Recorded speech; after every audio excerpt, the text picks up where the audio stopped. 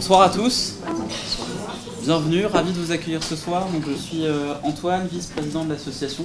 Je ne suis pas seul ce soir, il y a pas mal de bénévoles dans la salle qui vont venir également vous parler. Et puis on a également quelques stars, puisque une partie des permanents de l'association sont là. Notre directrice générale Agnès, Marion, Alexandra et Xavier. Soirée en 3 parties. Une première partie pour vous dire quelques mots de l'association, puis on va parler concrètement du rôle d'animateur. Je vais vous parler du rôle un peu général d'animateur, et puis chacun des clubs va venir défiler et puis vous raconter un petit peu leur histoire et ce qu'ils peuvent rechercher. Et puis troisième partie, et non moins la meilleure, petit cocktail d'échange à partir de 21h si tout se passe bien. 22h30 au plus tard, vous êtes libérés. Petit message également d'introduction, vous avez pu le voir dans le mail qu'on vous a envoyé. Bien évidemment, aucune obligation ce soir, c'est bien entendu une réunion d'information. Donc prenez toutes les infos que vous voulez. On ne va attacher personne ce soir, il n'est pas du tout prévu de vous forcer la main et de faire de vous des animateurs dès ce soir. Donc sentez-vous libre, pas de tabou, toutes les questions sont les bienvenues. L'association, en quelques mots, pas mal de chiffres. Les plus intéressants, le premier, 65 000 membres de l'association. Aujourd'hui, dans le paysage des écoles de commerce, c'est le deuxième plus grand réseau de France avec 65 000 diplômés. Le chiffre que moi je trouve le plus intéressant, c'est celui du bas. C'est 500 événements par an, parce que c'est finalement ce chiffre-là qui témoigne du dynamisme de l'association. Donc ça fait plus d'1 par jour. Là aussi, petit classement par rapport aux autres écoles de commerce. On est les deuxièmes sur cet item-là. Il y en a un qui fait un peu mieux, qui fait le double, qui fait 1000 événements. Donc on a encore une petite marge de progression. C'est HEC, bien entendu, qui fait 1000. Néanmoins, on arrive deuxième, donc c'est pas mal, avec ces 500 événements par an. Et puis le dernier, qui nous intéresse également pas mal. Pour faire tout ça, on a une équipe de permanents et puis également une belle équipe de bénévoles, 400 bénévoles. Donc on a tous les ans, tous les mois, un enjeu de faire grossir ce nombre et puis également de faire du renouvellement, puisque certains finissent par partir un jour ou l'autre. Le maillage de l'association, certains ne partent jamais, hein, ça arrive. Comment toi? Ouais, ça fait 7 ans. Le maillage de l'association, alors une organisation avec plusieurs maillons. Tout d'abord les clubs professionnels. Donc vous avez pu le voir dans le mail, on en a une vingtaine qui organisent des événements par an. Bien entendu des clubs loisirs également, ça peut être œnologie, ça peut être golf, ça peut être tout ce que vous voulez. N'hésitez pas, d'ailleurs ce soir on n'a pas de représentant de ces clubs, mais si vous avez une vocation pour aller dans un club loisir, vous êtes également les bienvenus. Et puis bien sûr également un maillage géographique dans les régions, dans le monde. Et puis enfin, intéressant également, on n'a pas forcément prévu d'en parler ce soir, mais si vous avez une vocation, on cherche également des personnes pour ça. Le firm management. Le firm management, en fait, vous êtes un représentant de l'association dans votre entreprise. Donc le job que vous faites, c'est d'animer le réseau dans votre entreprise. Par exemple, dans ma boîte, on est une trentaine de diplômés Neoma. Donc régulièrement, j'organise des petits déjeuners de rencontres pour faire vivre le réseau différemment, créer des rencontres au sein de la boîte aussi. J'étais assez étonné de ça, mais les RH encouragent fortement à ce genre d'initiative. Pour eux, c'est pas du tout un réseau dans le réseau, au contraire, c'est une manière de créer des rencontres dans la boîte d'une manière très différente. On rencontre des gens qui ne sont pas du tout de notre département, pas du tout du même âge, pas du tout du même background, et ça crée des rencontres qui sont intéressantes pour la boîte et la culture d'entreprise. Dernier point également dans l'organisation, on a un career center, un centre carrière, donc qui est chargé d'accompagner les diplômés dans leur développement personnel. Là aussi, pour cette entité, on cherche des bénévoles pour animer cette partie de l'association. N'hésitez pas, hein, si vous avez des questions, vous avez le droit de me couper.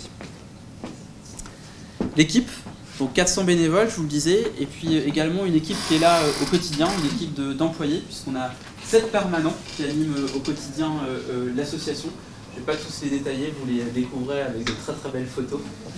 Et puis on a également une équipe d'administrateurs, donc 24 administrateurs qui sont élus par les cotisants de l'association.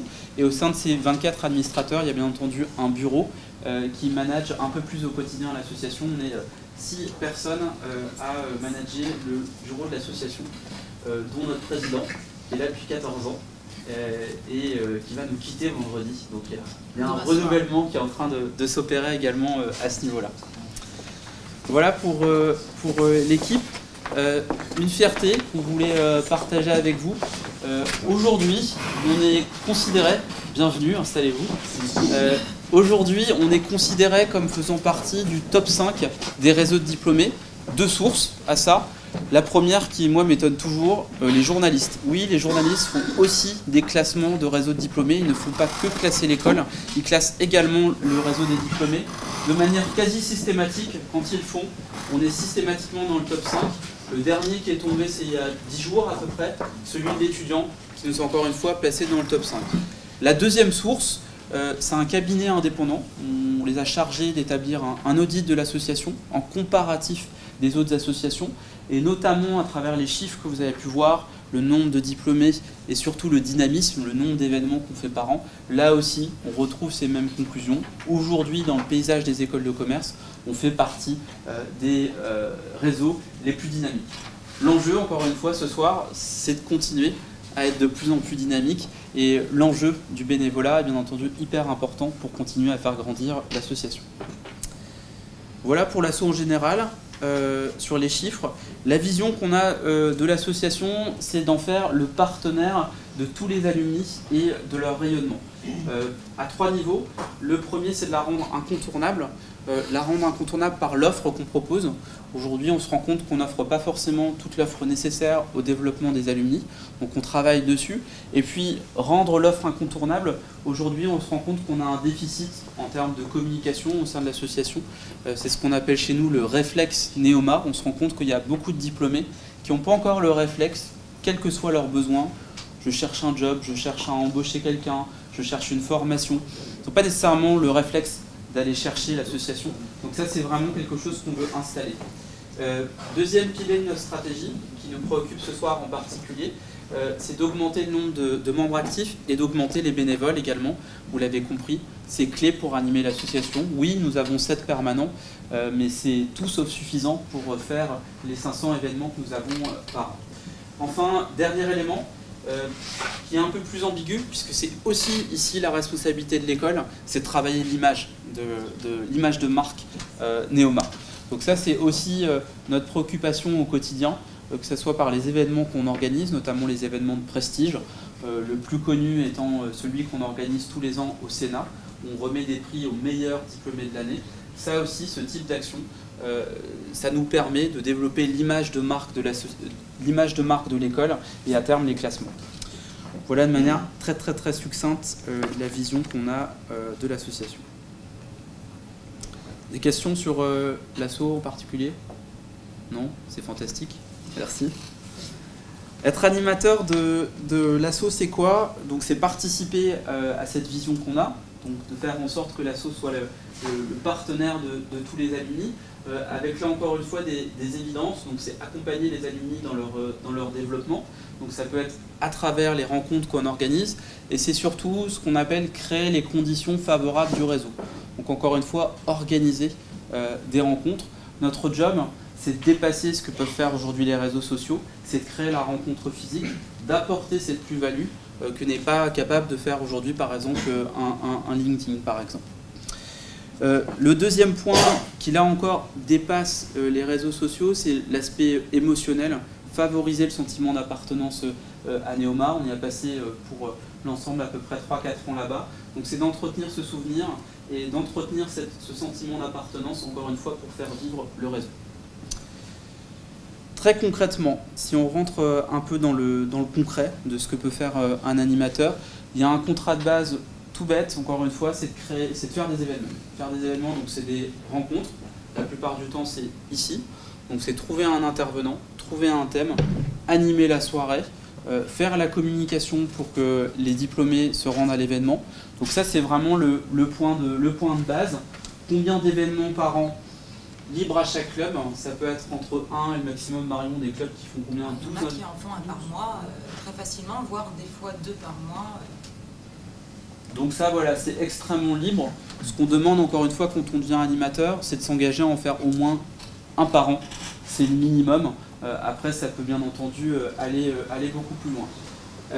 Transversalement, donc, chaque club a une boîte mail, bien entendu, où les diplômés peuvent vous écrire. Donc ça va être de répondre aux diplômés dans votre quotidien. Rassurez-vous, on reçoit finalement pas beaucoup de demandes, donc vous n'allez pas être harcelé par les mails, donc c'est pas ce qui va vous prendre le plus de temps. Et puis bien entendu, représenter au quotidien l'association.